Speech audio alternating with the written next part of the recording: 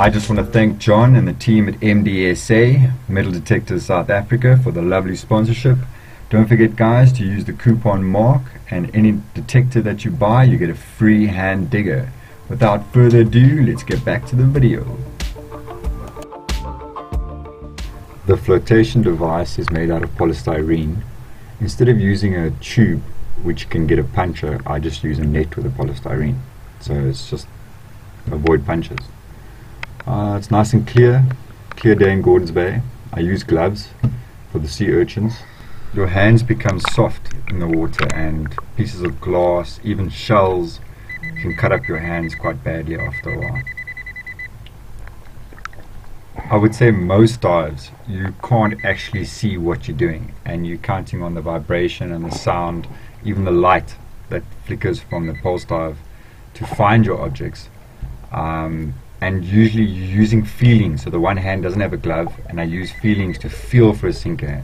You get used to the feeling of different items under the water, especially sinkers. I mean, they're heavier. I got about 114 sinkers in 90 minutes in this dive. Always got to lift rocks and stuff out of the way. As you can see, look at all the sea urchins, they're like all over the place. If the water current is moving a bit, it helps to the cloud. It helps to move the cloud away. If the cloud gets too much, visibility can become zero. There you can see, I could see the sinker and pick it up.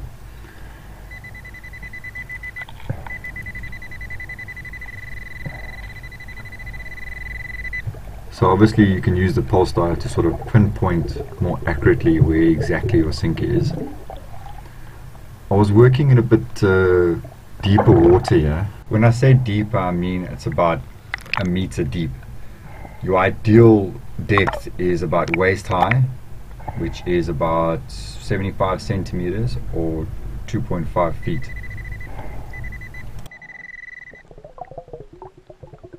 See there, I just found a sinker actually lying on top of the sand.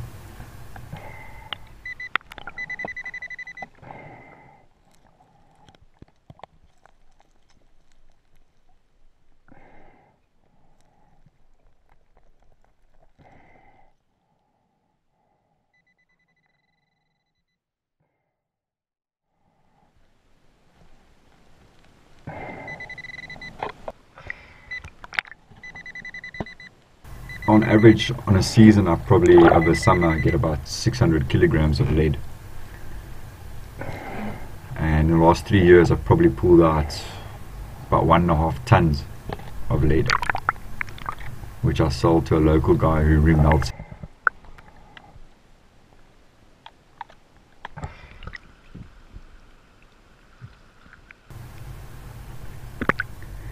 I fast forwarded just to show you that the sinkers start collecting up and getting more and more and more, and after a day or hour or so snorkeling, it gets quite heavy.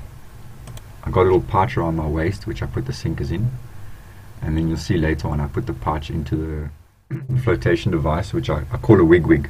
It's my own name for it.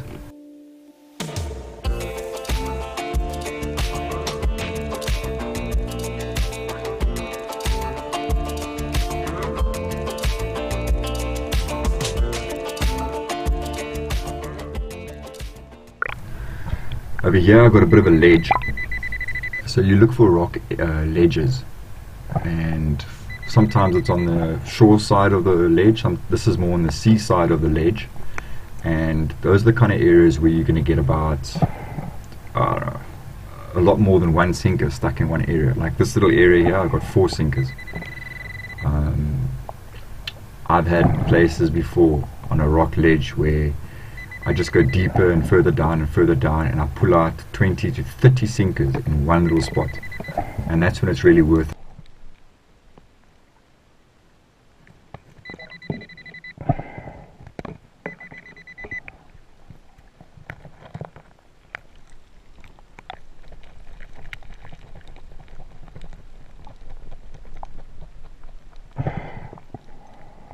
Average is about 100 sinkers per dive, and sometimes it's as low as 20, sometimes it is as high as 200, 250.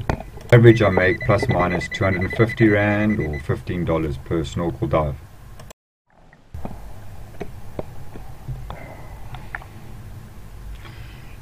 So here's a flotation device which I've connected to me with a leash. I just take off my pouch, pour the goodies in, and carry on going. I've tied an old torch casing to the wig to keep special items in, gold rings and things. You get a lot of sinkers that have pieces of wire, and you get old tin and rubbish and stuff that you don't want to keep on your little pouch around your waist, and you just pull the wig closer and you just throw it in there. This area was a load of fun because there was just a lot of sinkers and stuff almost lying exposed, and I got quite a lot like that, and it just makes it so much easier and just so much more fun. Thanks for watching how to get sinkers snorkeling with a PulseDive. I will bring out a new video real soon, and hopefully there will be some jewelry in there.